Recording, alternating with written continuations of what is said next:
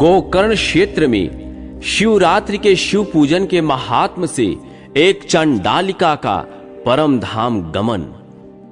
राजा ने पूछा, ब्राह्मण, आपने मार्ग में कहां कौन सी आश्चर्य की बात देखी है, वह मुझे भी बताइए। गौतम जी ने कहा, राजन, गोकर्ण से आते समय एक स्थान पर दोपहर के समय मुझे एक स्वच्छ सरोवर दिखाई दिया। वहां जल पीकर मैंने रास्ते की थकावट दूर की और घनी एवं शीतल छाया वाले बरगद के नीचे विश्राम किया। उसी समय थोड़ी ही दूर पर मैंने एक अंधी एवं बूढ़ी दुबली पतली चांडाली को देखा। उसका मुंह सूख गया था, उसने कुछ भी भोजन नहीं किया था और वह अनेक प्रकार के रोगों से पीड़ित थी। उसके सब अंगों में कोढ़ का रोग हो गया था और बड़े बड़े घावों में बहुत से कीड़े पड़ गए थे। उसकी कमर में पीप और रक्त से सना हुआ एक फटा पुराना वस्त्र लिपटा हुआ था। उसे उस दशा में देखकर मुझे बड़ी दया आई और उसके मृत्यु काल की प्रतीक्षा करता हुआ मैं क्षण भर वहीं बैठा रहा। इतने में ही भगवान शंकर के पार्षदों द्वारा लाया जाता हुआ एक विमान देखा, जो अपनी किरणों से आकाश मार्ग को आलोकित कर रहा था। तब मैंने शीघ्र ही समीप जाकर आकाश में खड़े हुए उन शिवगणों से पूछा, आप लोगों को नमस्कार है। मैंने आप लोगों को पहचान लिया है। आप सभी महादेव जी के चरणों के सेवक हैं। आपने इस समय जो यहां आने का कष्ट उठाया है, यह आपकी यात्रा संपूर्ण लोगों की रक्षा के लिए हुई है, या आप लोगों को कोई विनोद सूझा है? कृपा करके मुझे बताइए, आप यहां किस लिए पधारे हैं? शिव जी के दूत बोले, मुने, यह सामने जो बूढ़ी चंडाली मर रही है, इसी को ले जाने के लिए भगवान शिव ने हमें आदेश दिया है। यह सुनकर मैंने पूछा, अहो, यह महापापात्मा घोर चांडाली इस दिव्य विमान पर बैठने की अधिकारिणी कैसे हो सकती है? यह तो जन्म से लेकर जीवन भर प्रायः अपवित्रता में ही डूबी रही है, पाप मंगना एवं पाप का अनुगमन करने वाली है। इस दुराचारिणी को आप लोग शिवलोक में क्यों ले जाना चाहती हैं? इसने कभी शिव जी का पंचाक्षर मंत्र नहीं जपा, शिव जी का पूजन नहीं किया और न कभी भगवान शंकर का ध्यान ही किया। सत्संग से सदा दूर रहने वाली इस अत्यंत क्रोधी स्वभाव वाली स्त्री को आप लोग भगवान शिव के लोक में कैसे ले जाना चाहती हैं? अहो, ईश्वर की इस लीला का रहस्य देहधारियों की समझ में आना कठिन है, जिसमें पापात्मा प्राणी भी दया करके परम पद में पहुंचाए जाते हैं। मेरे ऐसा कहने पर देवादिदेव भगवान शिव के दूत इस प्रकार बोले, महामते, यह कर्मों के परिपाक से प्राप्त होने वाली गति देखो, जो कि एक नीच से नीच नारी भी आज रोग शोक से रहित परम धाम पर आरूढ़ हो रही है। इसने पूर्व जन्म में अन्नदान आदि नहीं किया था, अतः भूख प्यास आदि क्लेशों से यहां पीड़ित हो रही है। इसने जो मदिरा के नशे में अंधी होकर बड़ा भयंकर पाप कर डाला था, उसी के फल से यह जन्मांध हो गई है। पूर्व जन्म में इसने जानबूझकर गाय के बछड़े को खाया था, इसलिए इस जन्म में यह अतिशय निंदित चांडाली हुई। इसने सदाचार का मार्ग त्याग कर पूर्व जन्म में व्यभिचार के मार्ग को अपनाया था। उसी अकथनीय पाप से इस जन्म में यह दुराचारिणी और दुर्भाग्यवती हुई। विधवा होकर भी इसने दूसरे पति का आलिंगन किया। उसी महान पाप के कारण इसके शरीर में कोढ़ के बहुत से घाव हो गए हैं। इसने काम वेदना से व्याकुल होकर स्वेच्छानुसार शूद्र से रमण किया। उस पाप के कारण इसे महारक्त पीव और कीड़ों से पीड़ित होना पड़ा। इसने कभी उत्तम व्रतों का पालन नहीं किया, यज्ञ पूजा नहीं की, कुआं आदि खुदवाने या बगीचा लगाने का काम नहीं किया। उसी पाप से यह सब प्रकार के भोग साधनों से रहित होकर दुख पा रही है। पूर्व जन्म में इस मूढ़ स्त्री ने मदिरा पान किया था। उसी पाप से यह महायक्षमा की पीड़ा और हृदय शूल से तड़प रही है। मुनिश्रेष्ठ, विवेकी महात्मा यहीं पर सब मनुष्यों में उनके संपूर्ण पाप चिन्ह देखते हैं। यहां जो बहुत से रोगों द्वारा पीड़ित और पुत्र तथा धन से हीन हैं, जो दुष्ट लक्षणों से क्लेश पाने वाले, लाज छोड़कर भीख मांगने वाले, वस्त्र, अन्न, पान, शय्या, भूषण और अभ्यंग आदि से वंचित, कुरूप, विद्याहीन, विकल अंगों वाले, लूले लंगड़े आदि, कुत्सित भोजन करने वाले, दुर्भाग्यवान, निंदित तथा दूसरों के सेवक हैं, ये सभी पूर्व जन्म में बड़े भारी पापी रहे हैं। इस प्रकार यत्न पूर्वक विचार करके और संसार के मनुष्यों की दशा देखकर विद्वान पुरुष कभी पाप नहीं करता। यदि करे तो वह आत्मघाती है। जीव का यह मनुष्य शरीर अनेक प्रकार के सत्कर्मों का एकमात्र साधन है। इसके द्वारा सदा शुभ कर्मों का ही सेवन करे। पाप कर्मों को सर्वथा एवं सर्वदा त्याग दें। सुख की इच्छा रखने वाले पुण्य हमेशा करने चाहिए। मनुष्य का यह शरीर अत्यंत दुर्लभ है।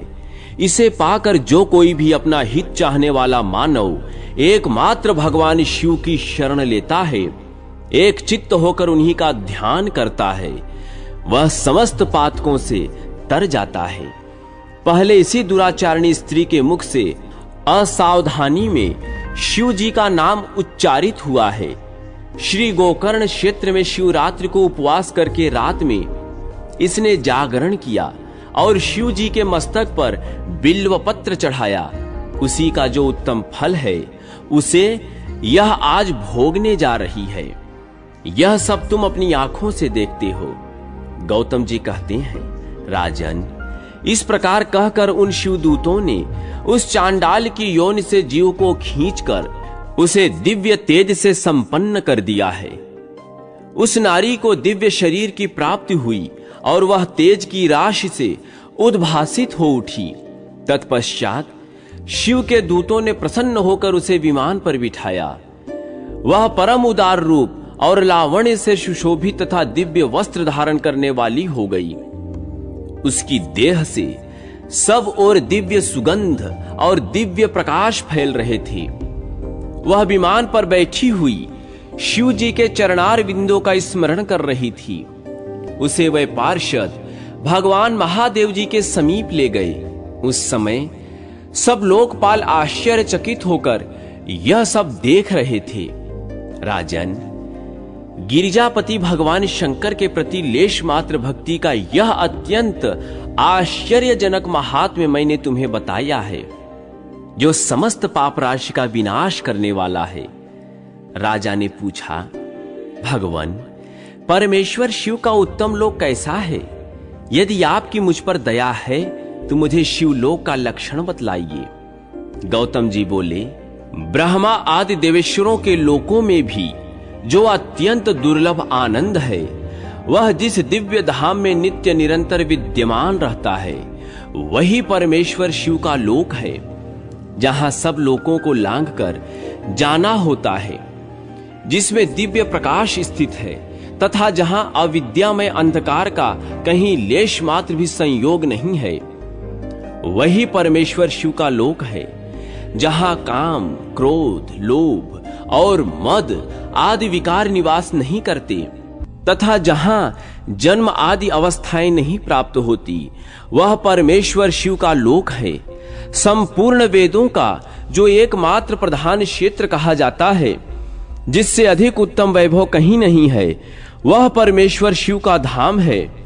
वहां जाने के लिए योगी जन सदा आसन, प्राणायाम, प्रत्याहार और ध्यान आदि साधनों से युक्त योग मार्ग का सहारा लेकर प्रयत्न करते रहते हैं। जो लोग भगवान शिव की भक्ति से परिपूर्ण हैं, वे ही उस दिव्य धाम में जाते हैं। जो भगवान शंकर की कथा सुनने और कहने में हर्ष का अनुभव करते हैं, केवल शांति में जिनकी स्थिति है, जो सब प्राणियों के अकारण सुहृद और मोह रहित हैं, वह संसार चक्र को लांघकर भगवान शंकर के आनंदमय धाम को पाकर सुखी होते हैं। राजेंद्र, इस प्रकार तुम भी गोकर्ण क्षेत्र में भगवान शंकर के स्थान पर जाकर उनके दर्शन से समस्त पाप राशि का निवारण करो और कृत्य हो जाओ। वहां सब समय में स्नान करके महाबल शिव जी की पूजा करो और शिव चतुर्दशी को एकाग्रता पूर्वक उपवास करके रात्रि में जागरण तथा बिल्व पत्र द्वारा भगवान शंकर का पूजन करो। इससे तुम सब पापों से मुक्त होकर शिवलोक को प्राप्त करोगे। ऐसा कहकर मुनिवर गौतम प्रसन्नता पूर्वक मिथिलापुरी को चले गए तथा राजा मित्र सह गोकर्ण क्षेत्र में आए। वहां महाबल नाम से प्रसिद्ध महादेव जी का दर्शन और पूजन करने से उनकी समस्त पाप राशि धुल गई। उन्होंने भगवान शिव के परम धाम को प्राप्त कर लिया। जो मनुष्य भगवान शिव की इस मनोहर कथा को प्रतिदिन भक्ति पूर्वक सुनता अथवा सुनाता है, वह परम गति को प्राप्त हो जाता है। शिव पूजा की महिमा के विषय में परम शिव भक्त राजा चंद्रसेन और भक्त श्रीकर गोप की अद्भुत कथा। सूत जी कहते हैं, भगवान शिव गुरु हैं, शिव देवता हैं, शिव ही प्राणियों के बंधु हैं, शिव ही आत्मा और शिव ही जीव हैं। शिव से भिन्न दूसरा कुछ नहीं है। भगवान शिव के उद्देश्य से कुछ भी दान, जप और होम किया जाता है, उसका फल अनंत बताया गया है। यह समस्त शास्त्रों का निर्णय है। जो एकमात्र भगवान शिव का भजन करता है, वह सब बंधनों से मुक्त हो जाता है। जो प्रीति अपने पुत्र, स्त्री और धन में की जाती है, वही यदि भगवान शिव की पूजा में की जाए तो वह उद्धार कर देती है। इसलिए कितने ही महात्मा पुरुष भगवान शिव की पूजा के लिए संपूर्ण विषय रूपी मदिरा को छोड़ देते हैं। वही जिह्वा सफल है जो भगवान शिव की स्तुति करती है। वही मन सार्थक है जो शिव के ध्यान में संलग्न होता है। वही कान सफल हैं जो कथा सुनने के लिए उत्सुक रहते हैं। और वे ही दोनों हाथ सार्थक हैं जो शिव जी की पूजा करते हैं। वे नेत्र धन्य हैं जो महादेव जी की पूजा का दर्शन करते हैं। वह मस्तक धन्य है जो शिव के सामने झुक जाता है। वे पैर धन्य हैं जो भक्ति पूर्वक शिव के क्षेत्रों में सदा भ्रमण करते हैं। जिसकी संपूर्ण इंद्रियां भगवान शिव के कार्यों में लगी रहती है, वह संसार सागर के पार हो जाता है और भोग तथा मोक्ष प्राप्त कर लेता है। शिव की भक्ति से युक्त मनुष्य चांडाल, पुलकस, नारी, पुरुष अथवा नपुंसक कोई भी क्यों न हो, तत्काल संसार बंधन से मुक्त हो जाता है। जिसके हृदय में भगवान शिव की लेश मात्र भी भक्ति है, वह समस्त देहधारियों के लिए वंदनीय है। उज्जैनी में चंद्रसेन नामक एक राजा थे। वह उसी नगर में निवास करने वाले भगवान महाकाल का पूजन करते थे। शिव की पार्षदों में अग्रगण्य तथा अमंगलों को जीतने वाले विश्व वंदित मणिभद्र जी राजा चंद्रसेन के सखा हो गए थे। उन्होंने राजा पर प्रसन्न होकर एक समय उन्हें दिव्य चिंतामणि प्रदान की, जो कौस्तभ मणि तथा सूर्य के समान देदीप्यमान थी। वह देखने, सुनने अथवा ध्यान करने पर भी मनुष्यों को मनोवांछित वस्तु प्रदान करती थी। राजा उस चिंतामणि को कंठ में धारण करके जब सिंहासन पर बैठते थे, तब देवताओं में सूर्य नारायण की भांति उनकी शोभा होती थी। राजा चंद्रसेन के विषय में यह सब बात सुनकर समस्त राजाओं के मन में उस मणि के प्रति लोभ की मात्रा बढ़ गई और वे क्षुब्ध रहने लगे। एक बार उन सब ने बहुत सी सेना साथ लेकर क्रोध पूर्वक पृथ्वी को कंपित करते हुए आक्रमण किया और उज्जैनी के चारों द्वारों को घेर लिया। अपनी पुरी को घिरी हुई देख राजा चंद्रसेन भगवान महाकाल की शरण में गए और मन को संदेह रहित करके दृढ़ निश्चय के साथ उपवास पूर्वक दिन रात अनन्य भाव से भगवान गौरीपति की आराधना करने लगे। उन्हीं दिनों उस नगर में कोई ग्वालिन रहती थी जिसके एकमात्र पुत्र था। वह विधवा थी और उज्जैनी में बहुत दिनों से रहती थी। वह अपने 5 वर्ष के बालक को लिए हुए महाकाल के मंदिर में गई और राजा चंद्रसेन द्वारा की हुई गिरजापति की महापूजा का दर्शन किया। शिव पूजन का वह आश्चर्यमय उत्सव देखकर उसने भगवान को प्रणाम किया और पुनः अपने निवास स्थान पर लौट आई। ग्वालिन के उस बालक ने भी वह सारी पूजा देखी थी, अतः घर आने पर उसने कौतूहलवश शिव जी की पूजा प्रारंभ की, जो संसार से वैराग्य प्रदान करने वाली है। एक सुंदर पत्थर लाकर उसे घर से थोड़ी ही दूर पर एकांत स्थान में रख दिया और उसी को शिवलिंग माना। फिर अपने हाथ से मिलने लायक जो कोई भी फूल दिखाई देता उन सब का संग्रह करके उस बालक ने जल से शिवलिंग को स्नान कराया और भक्ति पूर्वक पूजन किया।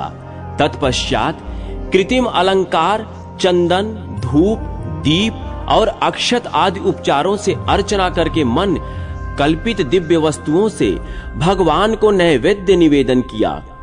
सुंदर सुंदर पत्रों और फूलों से बार बार पूजा करके भांति भांति से नृत्य किया और बारंबार भगवान के चरणों में शीश झुकाया। इस प्रकार अनन्य चित्त होकर शिव की आराधना में लगे हुए अपने पुत्र को ग्वालिन ने बड़े प्यार से भोजन के लिए बुलाया। उसका मन तो पूजा में लगा हुआ था। माता के बहुत बुलाने पर भी उसे भोजन करने की इच्छा न हुई। तब उसकी मां स्वयं उसके पास गई और उसे शिव के आगे आंख बंद करके ध्यान लगाए बैठा देख हाथ पकड़कर खींचने लगी।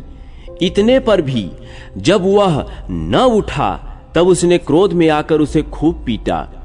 खींचने और मारने पीटने पर भी जब उसका पुत्र नहीं आया तब उसने वह शिवलिंग उठाकर दूर फेंक दिया और उस पर चढ़ाई हुई सारी पूजा सामग्री नष्ट कर दी। यह देख बालक हाय हाय करके रो उठा। रोष में भरी हुई ग्वालिन अपने बेटे को डांट डपट कर पुनः घर में चली गई। भगवान शिव की पूजा को माता के द्वारा नष्ट की हुई देखकर वह बालक देव देव महादेव की पुकार करते हुए सहसा मूर्छित होकर गिर पड़ा। उसके नेत्रों से आंसुओं की धारा प्रवाहित हो रही थी। 2 घड़ी बाद जब उसे चेत हुआ तब उसने आंखें खोली और देखा उसका वही निवास स्थान परम सुंदर शिवालय हो गया था। मणियों के खंभों से उसकी शोभा बढ़ रही थी। उसके द्वार किवाड़ तथा सदर फाटक सब स्वर्णमय हो गए थे। वहां की भूमि बहुमूल्य नीलमणि तथा हीरो की वेदिकाओं से सुशोभित थी। यह सब देखकर वह सहसा उठा और हर्ष से परमानंद के समुद्र में निमग्न सा हो गया। उसने समझ लिया कि यह सब शिव जी की पूजा का महात्म्य है। उसी के प्रभाव से यह दिव्य विभूति प्रकट हुई है।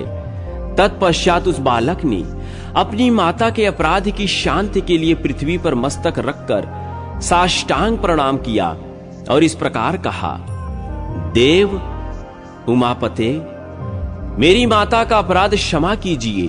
वह मूढ़ है, आपके प्रभाव को नहीं जानती है। शंकर, आप उस पर प्रसन्न होइए। यदि मुझ में आपकी भक्ति से उत्पन्न हुआ कुछ भी पुण्य है तो उससे मेरी माता आपकी दया प्राप्त करे। इस प्रकार भगवान शंकर को बार बार प्रसन्न करके उनके चरणों में मस्तक झुकाकर सूर्यास्त के समय वह बालक शिवालय से बाहर निकला और उसने अपने शिविर को देखा। वह इंद्रनगर के समान शोभा पा रहा था। वहां सब कुछ तत्काल स्वर्ण में होकर विचित्र वैभव से प्रकाशित होने लगा था। भवन के भीतर प्रवेश करके बालक ने देखा उसकी मां बहुमूल्य रत्नमय पलंग पर बिछी हुई श्वेत रंग की शैया पर निर्भय होकर सो रही है और उसी को याद करती है। उसने माता को जगाया। ग्वालिन बड़े वेग से उठी और अपने को, अपने पुत्र को तथा अपने घर को इस अपूर्व रूप में देखकर आनंद से विह्वल हो गई। पुत्र के मुख से गिरिजापति शंकर का वह सब प्रसाद सुनकर ग्वालिन ने राजा को सूचना दी, जो निरंतर भगवान शिव के भजन में लगे रहते हैं। राजा अपना नियम पूरा करके रात में सहसा वहां आए और ग्वालिन के पुत्र का वह प्रभाव जो शंकर जी के संतोष से प्रकट हुआ था वह देखा। स्वर्ण में शिव मंदिर, रत्न में शिवलिंग तथा सुंदर मणिमणिकाओं से जगमगाता ग्वालिन का महल, यह सब देखकर राजा चंद्रसेन पुरोहित और मंत्रियों के साथ 2 घड़ी तक आश्चर्यचकित हो परमानंद में डूब गए। तत्पश्चात उन्होंने नेत्रों से प्रेम के आंसू बहाते हुए ग्वालिन के उस बालक को हृदय से लगा लिया। भगवान शिव के इस अद्भुत महात्म की चर्चा समस्त पुरवासियों में बड़े वेग से फैल गई और बालक की चर्चा कहते सुनते वह रात मानो क्षण भर में व्यतीत हो गई। युद्ध के लिए आए हुए नगर को चारों ओर से घेर कर खड़े हुए राजाओं ने भी प्रातःकाल दूतों के मुख से यह परम अद्भुत समाचार सुना। सुनते ही उनके मन से वैर भाव निकल गया। उन्होंने सहसा हथियार डाल दिए और चकित होकर महाराज चंद्रसेन की आज्ञा से नगर में प्रवेश किया। उस रमणीय नगरी में प्रवेश करके भगवान महाकाल को प्रणाम करने के पश्चात सब राजा उस ग्वालिन के घर पर आए। वहां राजा चंद्रसेन ने आगे बढ़कर उनका स्वागत किया। वे बहुमूल्य आसनों पर बैठे और प्रीतिपूर्वक विस्मित एवं आनंदित हुए। गोप बालक पर कृपा करने के लिए स्वतः प्रकट हुए शिवालय और शिवलिंग का दर्शन करके सब राजाओं ने भगवान शिव को अपनी उत्तम बुद्धि समर्पित की, उनमें भक्ति पूर्वक मन लगाया। इसी समय सब देवताओं से पूजित परम तेजस्वी वानर राज हनुमान जी वहां प्रकट हुए। उनके आते ही सब राजाओं ने बड़े वेग से उठकर भक्ति भाव से विनीत हो उन्हें नमस्कार किया। तब हनुमान जी ने कहा, राजाओं, भगवान शिव की पूजा के सिवा देहधारियों के लिए दूसरी कोई गति नहीं है। यह बड़े सौभाग्य की बात है कि इस गोप बालक ने शनिवार को प्रदोष व्रत के दिन बिना मंत्र के भी शिव जी का पूजन कर उन्हें पा लिया।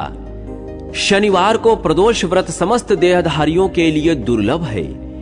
कृष्ण पक्ष आने पर तो वह और भी दुर्लभ है। गोप वंश की कीर्ति बढ़ाने वाला यह बालक संसार में सबसे अधिक पुण्यात्मा है। इसकी वंश परंपरा में 8वीं पीढ़ी में महायशस्वी नंद उत्पन्न होंगे, जिनके यहां साक्षात भगवान नारायण उनके पुत्र रूप से प्रकट हो श्री कृष्ण के नाम से प्रसिद्ध होंगे।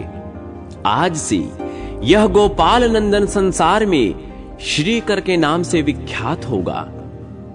अंजनी नंदन हनुमान जी ऐसा कहकर उस गोप बालक को शिवोपासना के आचार व्यवहार का उपदेश दे वहीं अंतर्धान हो गए।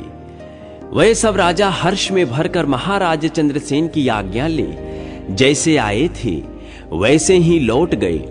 महातेजस्वी श्रीकर भी हनुमान जी का उपदेश पाकर धर्मज्ञ ब्राह्मणों के साथ शंकर जी की आराधना करने लगा।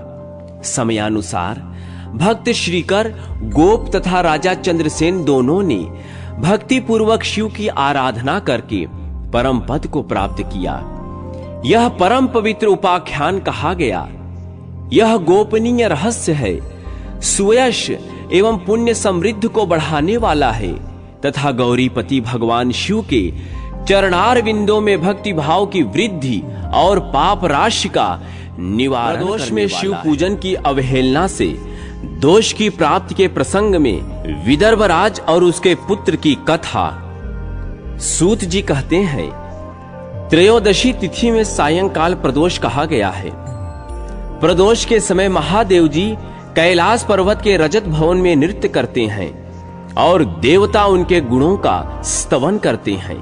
अतः धर्म, अर्थ, काम और मोक्ष की इच्छा रखने वाले पुरुषों को प्रदोष में नियम पूर्वक भगवान शिव जी की पूजा, होम, कथा और गुणगान करना चाहिए।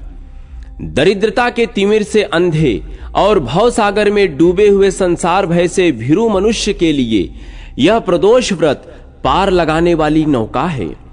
भगवान शिव की पूजा करने से मनुष्य दरिद्रता, मृत्यु, दुख और पर्वत के समान भारी ऋण भार को शीघ्र ही दूर करके संपत्तियों से पूजित हो जाता है। विदर्भ देश में सत्यरथ नाम से प्रसिद्ध एक राजा थे, जो सब धर्मों में तत्पर, धीर, सुशील और सत्य प्रतिज्ञ थे। धर्म पूर्वक पृथ्वी का पालन करते हुए उनका बहुत सा समय सुखपूर्वक बीत गया। तदनंतर शाल्व देश के राजाओं ने विदर्भ नगर पर आक्रमण करके उसे चारों ओर से घेर लिया। अपनी पुरी को शत्रुओं से घिरी हुई देख विदर्भराज विशाल सेना के साथ युद्ध करने के लिए आए। बलोन्नमत्त शाल्व देशीय क्षत्रियों के साथ राजा का अत्यंत भयंकर युद्ध हुआ। शाल्वों की बहुत बड़ी भारी सेना मारी गई, परंतु अंत में विदर्भराज भी उनके हाथ से मारे गए। मंत्रियों सहित उस महारथी वीर राजा के मारे जाने पर मरने से बचे हुए सैनिक भाग खड़े हुए। उस समय विदर्भराज सत्यरथ की एक पतिव्रता स्त्री अत्यंत शोकग्रस्त हो रात के समय राजभवन से निकलकर पश्चिम दिशा की ओर चली गई। वह गर्भवती थी। सवेरा होने पर धीरे धीरे मार्ग से जाती हुई उस साध्वी रानी ने बहुत दूर का रास्ता तय कर लेने के पश्चात एक स्वच्छ तालाब देखा और वह उसके किनारे शोभा पाने वाले एक छायादार वृक्ष के नीचे बैठ गई। भाग्यवश उसी निर्जन स्थान में वृक्ष के नीचे ही पतिव्रता रानी ने उत्तम गुणों से युक्त शुभ मुहूर्त में एक पुत्र को जन्म दिया। तत्पश्चात अत्यंत प्यास से व्याकुल हो वह सुंदर अंगों वाली रानी जलाशय में उतरी। इतने में ही एक बड़े भारी ग्राह ने आकर उसे अपना ग्रास बना लिया। वह बालक पैदा होते ही माता पिता से हीन हो गया और भूख प्यास से पीड़ित हो उस सरोवर के किनारे जोर जोर से रोने लगा। वह नवजात शिशु जब इस प्रकार क्रंदन कर रहा था, उसी समय भाग्यवश वहां एक श्रेष्ठ ब्राह्मणी आ पहुंची। वह भी अपने 1 वर्ष के बालक को गोद में लिए हुए आई थी। ब्राह्मणी निर्धन विधवा थी, घर घर भीख मांगकर जीवन निर्वाह करती थी। उसका नाम उमा था। उस सती साध्वी ब्राह्मणी ने उस राजकुमार को देखा। उसे अनाथ की भांति क्रंदन करते देखकर उसने मन ही मन विचार किया, अहो, यह तो बड़े आश्चर्य की बात दिखाई देती है कि यह नवजात शिशु जिसकी नाल भी अभी तक नहीं कटी है, पड़ा हुआ है। इसकी माता कहां चली गई? न इसका पिता है, न और कोई बंधु बांधव है। यह दीन अनाथ बालक बिना बिस्तर के भूमि पर सो रहा है। यह चांडाल का पुत्र है या शूद्र का, वैश्य का बालक है या ब्राह्मण का, अथवा यह क्षत्रिय का शिशु है, इसका निश्चय कैसे किया जाए? मैं इस शिशु को उठाकर अपने सगे पुत्रों की तरह अवश्य पालन कर सकती हूं, परंतु यह किस कुल का है, यह न जानने के कारण इसे छूने का साहस नहीं होता।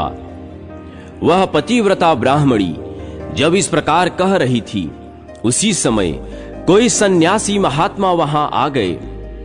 वे ऐसे जान पड़ते थे मानो साक्षात शंकर हो।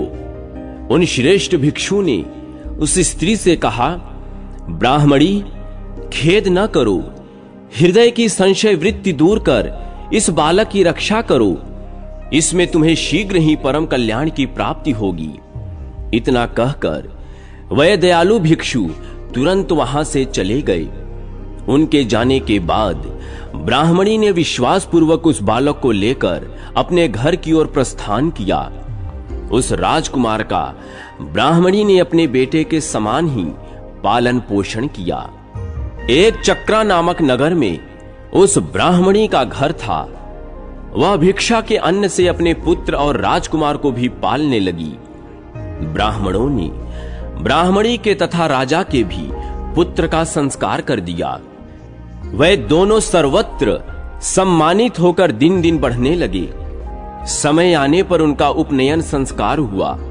अब वे दोनों बालक एक साथ रहकर नियमों का पालन करने लगे। दोनों माता के साथ प्रतिदिन भिक्षा के लिए जाते थे। एक दिन वह ब्राह्मणी उन दोनों बालकों के साथ भीख मांगती हुई देव योग से देव मंदिर में गई। वहां बड़े बूढ़े ऋषि मुनि रहा करते थे। उन दोनों बालकों को देखकर परम बुद्धिमान शांडिल्य नामक मुनि ने कहा, अहो, दैव का बल बड़ा विचित्र है। कर्मों का उल्लंघन करना किसी भी जीव के लिए अत्यंत कठिन है। देखो ना, यह बालक दूसरी माता की शरण लेकर भिक्षा से जीवन निर्वाह करता है। इस ब्राह्मणी को ही श्रेष्ठ माता के रूप में पाकर ब्राह्मण बालक के साथ ब्राह्मण भाव को प्राप्त हो गया है। शांडिल्य मुनि का यह वचन सुनकर ब्राह्मणी को बड़ा विस्मय हुआ। उसने भरी सभा में मुनि को प्रणाम करके पूछा, ब्राह्मण, एक सन्यासी के कहने से मैं इस बालक को अपने घर ले आई हूं।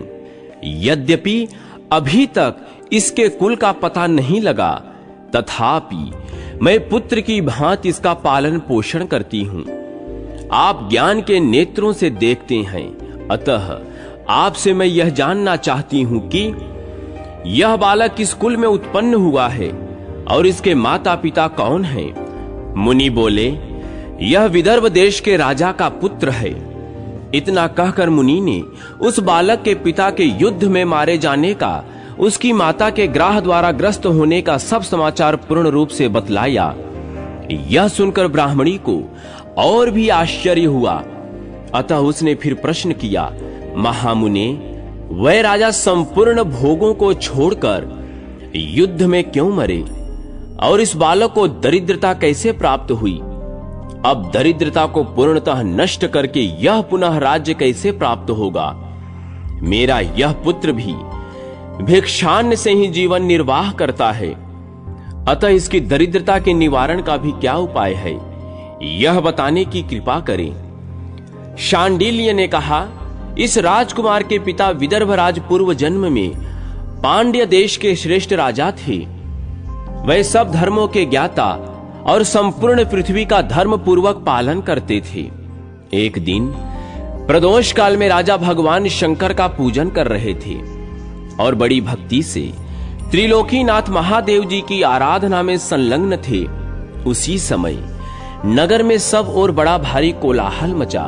उस उत्कट शब्द को सुनकर राजा ने बीच में ही भगवान शंकर की पूजा छोड़ दी और नगर में शोभ फैलने की आशंका से राजभवन से बाहर निकल गए। इसी समय राजा का महाबली मंत्री शत्रु को पकड़कर उनके समीप ले आया। वह शत्रु पांड्य राज का ही सामंत था। उसे देखकर राजा ने क्रोधपूर्वक उसका मस्तक कटवा दिया। शिव पूजा छोड़कर नियम को समाप्त किए बिना ही राजा ने रात में भोजन भी कर लिया। इसी प्रकार राजकुमार भी प्रदोष काल में शिव जी की पूजा किए बिना ही भोजन करके सो गया। वही राजा दूसरे जन्म में विदर्भ राज हुआ था। शिव जी की पूजा में विघ्न होने के कारण शत्रुओं ने उसको सुख भोग के बीच में ही मार डाला।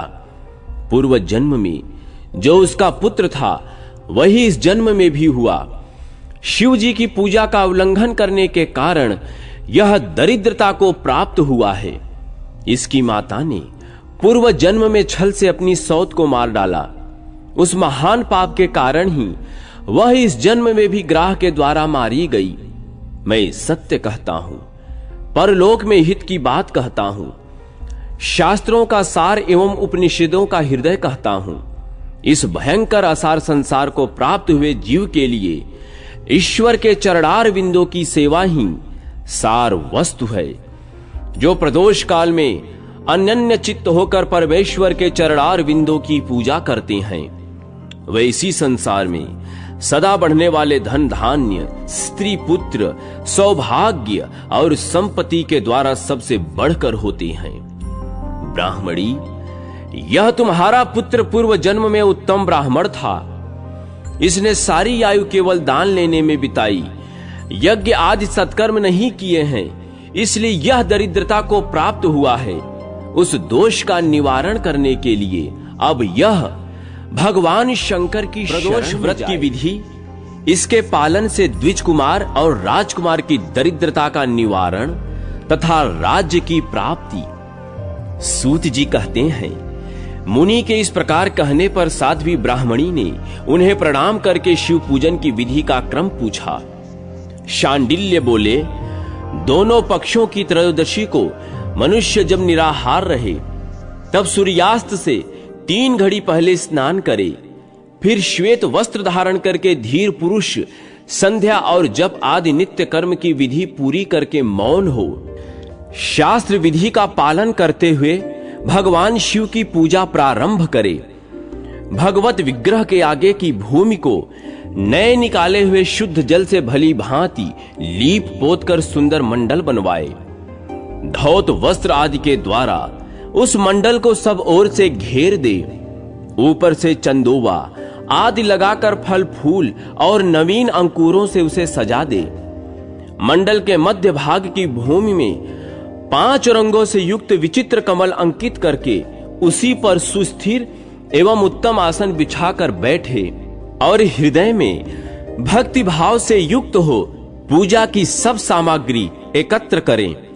फिर पवित्र भाव से शास्त्रोक्त मंत्र द्वारा देवपीठ को आमंत्रित करें। तत्पश्चात क्रमशः आत्मशुद्धि एवं भूत शुद्धि आदि करने के 3 प्राणायाम करें। उसके बाद विंद युक्त बीजाक्षरों के द्वारा विधि पूर्वक मात्र का न्यास करें। तदनंतर परा देवता का ध्यान करके मातृ का न्यास की विधि पूरी करें। फिर परम शिव का ध्यान करके पीठ के वाम भाग में गुरु को प्रणाम करें।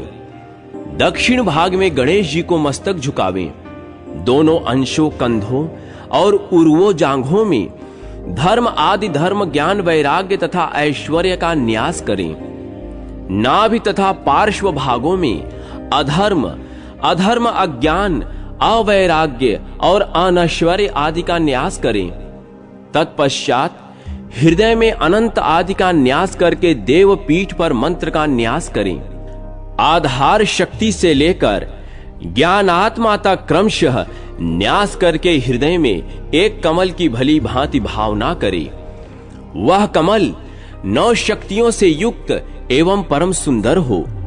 उसी कमल की कर्णिका में कोटि कोटि चंद्रमाओं के समान प्रकाशमान उमापति भगवान शिव का ध्यान करें। भगवान के 3 नेत्र हैं। मस्तक पर चंद्रमा का मुकुट शोभा पाता है। जटाजूट कुछ कुछ पीला हो गया है। उस पर रत्न जटित किरीट सुशोभित हैं। उनके कंठ में नील चिन्ह हैं और अंग अंग से उदारता सूचित होती है। सर्पों के हार से उनकी बड़ी शोभा हो रही है। उनके एक हाथ में वरद और दूसरे में अभय की मुद्रा है। वे फरसा धारण करते हैं। उन्होंने नागों का कंकड़, केयूर, अंगद तथा मुद्रिका धारण कर रखी है। वे व्याघ्र चर्म पहने हुए रत्न में सिंहासन पर विराजमान हैं।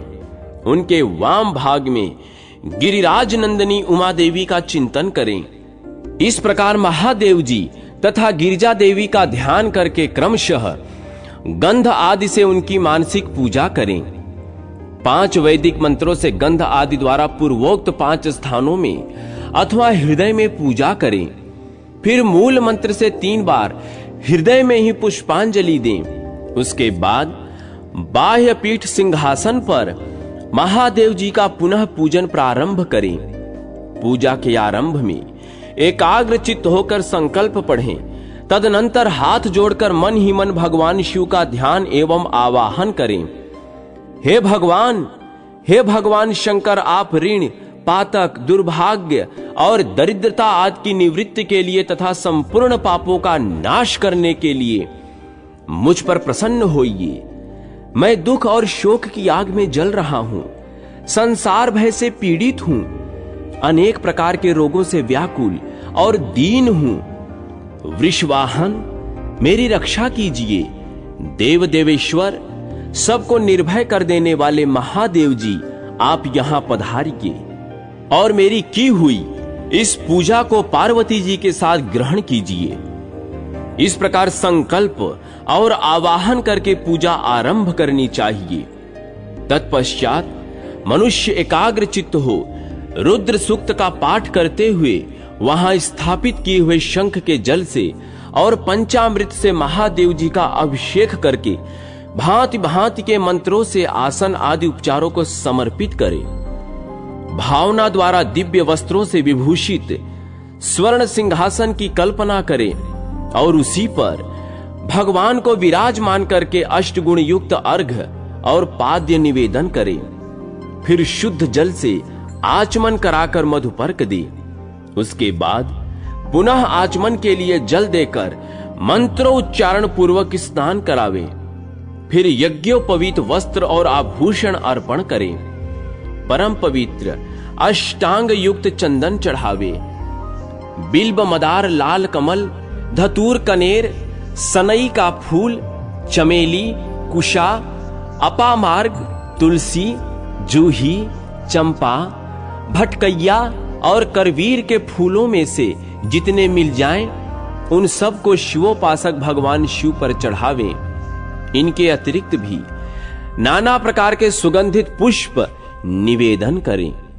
तत्पश्चात लाल चंदन से उत्पन्न धूप और निर्मल दीप समर्पित करें। उसके बाद हाथ धोकर घी नमकीन और साग मिठाई पुआ शक्कर तथा गुड़ के बने हुए पदार्थ एवं खीर का नैवेद्य भोग लगावें। मधु दही और जल भी अर्पण करें। उस खीर का मंत्र द्वारा प्रज्वलित की हुई अग्नि में हवन करें।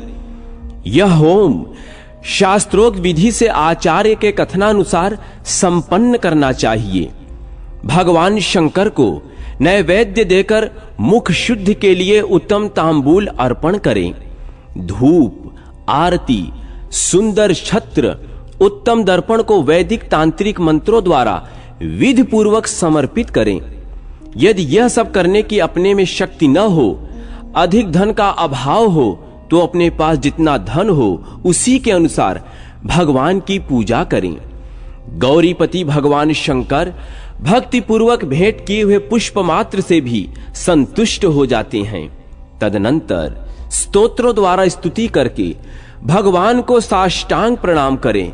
फिर परिक्रमा करके पूजा समर्पित करने के पश्चात विधि पूर्वक श्री गिरिराजपति की प्रार्थना करें। देव जगन्नाथ आपकी जय हो। सनातन शंकर आपकी जय हो। संपूर्ण देवताओं के अधीश्वर आपकी जय हो। सर्वदेव पूजित आपकी जय हो। सर्वगुणातीत आपकी जय हो। सबको वर देने वाले प्रभु आपकी जय हो। नित्य आधार रहित अविनाशी विश्वंभर आपकी जय हो। जय हो। संपूर्ण विश्व के लिए एकमात्र जानने योग्य महेश्वर आपकी जय हो। नागराज वासुकी को आभूषण के रूप में धारण करने वाले प्रभु आपकी जय हो। गौरीपते आपकी जय हो। चंद्रशेखर आपकी जय हो। कोटि सूर्यों के समान तेजस्वी शिव आपकी जय हो। अनंत गुणों के आश्रय आपकी जय हो। भयंकर नेत्रों वाले रुद्र आपकी जय हो। अचिंत्य निरंजन आपकी जय हो। नाथ दया सिंधो आपकी जय हो। भक्तों की पीड़ा का नाश करने वाले प्रभु आपकी जय हो। दुस्तर संसार सागर से पार उतारने वाले परमेश्वर आपकी जय हो। महादेव मैं संसार के दुखों से पीड़ित एवं खिन्न हूं, मुझ पर प्रसन्न होइए। परमेश्वर समस्त पापों के भय का अपहरण करके मेरी रक्षा कीजिए। मैं महान दारिद्र्य के समुद्र में डूबा हुआ हूं। बड़े बड़े पापों ने मुझे आक्रांत कर लिया है। मैं महान शोक से नष्ट और बड़े बड़े रोगों से व्याकुल हूं। सब ओर से ऋण के भार से लदा हुआ हूं। पाप कर्मों के आग में जल रहा हूं और ग्रहों से पीड़ित हो रहा हूं। शंकर मुझ पर प्रसन्न होइए। निर्धन मनुष्य इस प्रकार पूजा के अंत में भगवान गिरजापति की प्रार्थना करे। धनाढ्य अथवा राजा को इस प्रकार भगवान शंकर की प्रार्थना करनी चाहिए। हे शंकर जी, आपके प्रसाद से मेरे सदा आनंद रहे। मेरे राज्य में लुटेरे न रहे। सब लोग निरापद होकर रहें। पृथ्वी पर अकाल महामारी आदि के संताप शांत हो जाएं। सबकी खेती धन धान्य से समृद्ध हो, संपूर्ण दिशाओं में सुख का साम्राज्य छा जाए। इस प्रकार प्रदोष व्रत के दिन गिरजापति भगवान शंकर की आराधना करें, ब्राह्मणों को भोजन करावें और उन्हें दक्षिणा देकर संतुष्ट करें। इस प्रकार मैंने सब पापों का नाश, सब प्रकार की दरिद्रता का निवारण तथा समस्त मनोवांछित वस्तुओं का दान करने वाली शिव पूजा का वर्णन किया। यह शिव की पूजा शिव जी के द्रव्य का हरण करने के पाप को छोड़कर शेष सभी महापातकों को और उपपातकों के महान समुदाय का नाश करती है। यदि ये दोनों बालक इसी प्रकार भगवान शंकर का पूजन प्रत्येक प्रदोष के दिन करते रहें तो वर्ष भर के भीतर ही इन्हें उत्तम सिद्धि की प्राप्त होगी। शांडिल्य मुनि का यह वचन सुनकर उस ब्राह्मणी ने दोनों बालकों के साथ मुनि के चरणों में प्रणाम किया और इस प्रकार कहा, भगवान, आज मैं आपके दर्शन मात्र से कृतार्थ हो गई। ये दोनों बालक आज से आपकी शरण में हैं। ब्राह्मण, यह मेरा पुत्र है और इसका नाम शुचिव्रत है, और यह राजकुमार है जिसका नाम मैंने धर्मगुप्त रख दिया है। ये दोनों बालक और मैं सभी आपके चरणों के दास हैं। इस घोर दारिद्र्य सागर में घिरे हुए हम सबका आप उद्धार कीजिए। इस प्रकार शरण में आई हुई ब्राह्मणी को अमृत के समान मधुर वचनों द्वारा आश्वासन देकर मुनि ने उसके दोनों बालकों को भगवान शंकर के आराधन की मंत्र विद्या का उपदेश दिया। तत्पश्चात दोनों बालक और ब्राह्मणी मुनि की आज्ञा से वहां चले गए। मुनिवर के उपदेशानुसार दोनों बालक प्रत्येक प्रदोष व्रत के दिन पार्वती वल्लभ शिव की आराधना करने लगे।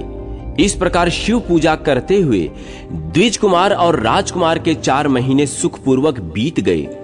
एक दिन द्विज कुमार राजकुमार को साथ लिए बिना ही नदी के तट पर स्नान करने के लिए गया और वहां मौज से देर तक इधर उधर घूमता रहा। वहां झरने के जल के आघात से खाई की भूमि कट जाने से उसमें गड़ा हुआ एक बड़ा भारी खजाने का कलश चमक रहा था, जिस पर ब्राह्मण कुमार की दृष्टि पड़ी।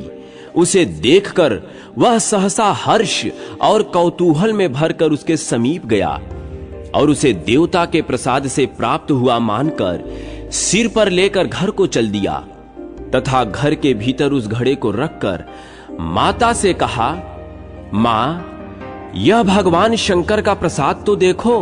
उन्होंने दया करके घड़े के रूप में यह खजाना दिखला दिया। तब उस पतिव्रता ब्राह्मणी ने राजकुमार को भी बुलाकर कहा, पुत्रों, इस खजाना के घड़े को तुम दोनों आपस में बराबर बांट लो। माता की बात को सुनकर ब्राह्मण के पुत्र को बड़ी प्रसन्नता हुई, किंतु राजपुत्र ने उससे यूं कहा, मां, यह तुम्हारे ही पुत्र के पुण्य से प्राप्त हुआ है, अतः मैं इस खजाने को बांटकर लेना नहीं चाहता। अपने पुण्य से प्राप्त हुए खजाने को यह स्वयं ही उपभोग करें, वह ही भगवान शंकर मुझ में कृपा करेंगे। इस प्रकार प्रसन्नता पूर्वक भगवान शंकर की पूजा करते हुए उन दोनों कुमारों का उसी घर में 1 वर्ष व्यतीत हो गया। एक दिन राजकुमार उस ब्राह्मण कुमार के साथ वसंत ऋतु में वन में भ्रमण करने के लिए गया। कुछ दूर जाने पर उन्होंने सैकड़ों गंधर्व कन्याओं को परस्पर क्रीड़ा करते हुए देखा। उन्हें देखकर ब्राह्मण कुमार ने दूर से ही राजकुमार से कहा, यहां से आगे जाना उचित नहीं है, क्योंकि उधर स्त्रियां विहार कर रही हैं। स्वच्छ अंतःकरण वाले विद्वान पुरुष स्त्रियों का सामीप्य त्याग देते हैं। ये रमणियां छल करने वाली तथा वाणी द्वारा अनुनय विनय करने में कुशल हैं। ये पुरुषों को अपनी दृष्टि मात्र से मोहित कर लेती हैं। इसलिए अपने धर्म में तत्पर ब्रह्मचारी कभी स्त्रियों के समीप जाकर उनके साथ वार्तालाप न करें। ऐसा कहकर ब्राह्मण कुमार लौट पड़ा और दूर जाकर खड़ा हो गया, किंतु राजकुमार अकेला ही निर्भय होकर स्त्रियों की उस क्रीड़ा स्थली की ओर चला गया। उन गंधर्व कन्याओं में से एक ने राजा को आते देख मन ही मन कुछ विचार किया और सखियों से कहा, सहेलियों, यहां से थोड़ी ही दूर पर एक उत्तम वन है, जहां विचित्र चंपा, अशोक, पुनांग और वकुल आदि के वृक्ष खिले हुए हैं। वहां जाकर तुम सब लोग फूल तोड़ो, तब तक मैं यहीं बैठी हूं। तुम फूलों का संग्रह करके पुनः यहां आ जाना। उसके इस प्रकार आदेश देने पर सखियां वन के भीतर चली गईं और वह गंधर्व कन्या राजकुमार पर दृष्टि लगाए वहीं खड़ी रही। उसे देखकर राजकुमार कामदेव के बाणों से पीड़ित हो गया। गंधर्व कन्या ने अपने पास आए हुए राजकुमार को बैठने के लिए कोमल पल्लवों का आसन दिया और पूछा, कमल नयन, तुम कौन हो? किस देश से यहां आए हो और किसके पुत्र हो? इस प्रकार पूछने पर राजकुमार ने अपना पूरा परिचय बतलाया। मैं विदर्भ राज का पुत्र हूं। मेरे पिता माता बचपन में ही मर गए। शत्रुओं ने मेरे राज पर अधिकार जमा लिया है और मैं दूसरों के राज्य में गुजारा करता हूं। ये सारी बातें बताकर राजकुमार ने उस गंधर्व कन्या से पूछा, सुंदरी, तुम कौन हो? यहां तुम्हारा क्या कार्य है और तुम किसकी पुत्री हो? उनके इस प्रकार पूछने पर कन्या ने कहा, महाराज कुमार, एक द्रविक नामक गंधर्व है जो समस्त गंधर्व कुल के अगुआ माने जाते हैं। मैं उन्हीं की पुत्री हूं और मेरा नाम अंशुमति है। सब सखियों को छोड़कर मैं यहां अकेली हूं। मैं तुम्हारी अभिलाषा जानती हूं। तुम्हारा मन मुझ में आसक्त हो गया है। इस प्रकार दैव ने मेरे मन में भी तुम्हारे लिए उत्कंठा भर दी है। अब हम दोनों का स्नेह कभी भी भंग नहीं होना चाहिए। ऐसा कहकर गंधर्व कुमारी ने शीघ्र ही अपने गले से मोती का हार निकालकर प्रेम पूर्वक राजकुमार को भेंट किया। उस अद्भुत हार को देखकर राजकुमार ने पूछा, भीरू, मैं एक बात कहता हूं, मैं राज्यहीन और निर्धन हूं। तुम मेरी प्रिया कैसे होना चाहती हो? मूर्ख स्त्री की भांति पिता की आज्ञा का उल्लंघन करके अपनी इच्छा के अनुसार आचरण क्यों करती हो? यह सुनकर गंधर्व कन्या ने कहा, प्रियतम, आपका कहना ठीक है। मैं पिता की आज्ञा के विरुद्ध नहीं करूंगी। आप इस समय घर को पधारें और परसों प्रातः काल पुनः यहीं दर्शन दे। आपसे कुछ हमारा कार्य है। इतना कहकर वह गंधर्व कन्या अपनी सखियों के आ जाने से उनके साथ चली गई और राजकुमार भी हर्षपूर्वक ब्राह्मण कुमार के समीप लौट आया। उसने द्विज पुत्र से सब बातें बताई और उसके साथ घर को प्रस्थान किया। वहीं पतिव्रता ब्राह्मणी को भी यह शुभ समाचार सुनाकर राजकुमार ने प्रसन्न किया तथा पूर्व निश्चित समय आने पर वह पुनः द्विज पुत्र के साथ वन में गया। नियत स्थान पर पहुंचकर राजकुमार ने देखा गंधर्व राज और उनकी कन्या दोनों उपस्थित हैं। गंधर्व राज ने वहां आए हुए दोनों कुमारों का अभिनंदन किया और सुंदर आसन पर बिठाकर राजपुत्र से कहा, विदर्भ राजकुमार, मैं कल कैलाश पर्वत पर गया था। वहां मैंने पार्वती जी के साथ महादेव जी के दर्शन किए। देवेश्वर भगवान शिव करुणा रूपी अमृत के सागर हैं। उन्होंने मुझे बुलाकर सब देवताओं के समीप इस प्रकार कहा, पृथ्वी तल पर धर्मगुप्त नाम से प्रसिद्ध एक राजकुमार हैं, जो इस समय अकिंचन है। उसका राज्य छिन गया है। शत्रुओं ने उसके देश को अपने अधिकार में कर लिया है। अब वह बालक अपने गुरु की आज्ञा से सदा मेरी आराधना में संलग्न रहता है। उसी के प्रभाव से आज उसके समस्त पितर मेरे स्वरूप को प्राप्त हो गए हैं। गंधर्व श्रेष्ठ, तुम भी उस राजकुमार की सहायता करो। अब वह शत्रुओं को मारकर अपने राज सिंहासन पर आसीन हो जाएगा। महादेव जी के इस प्रकार आज्ञा देने पर मैं अपने घर को गया। यहां इस मेरी कन्या ने भी तुम्हारे लिए बहुत प्रार्थना की।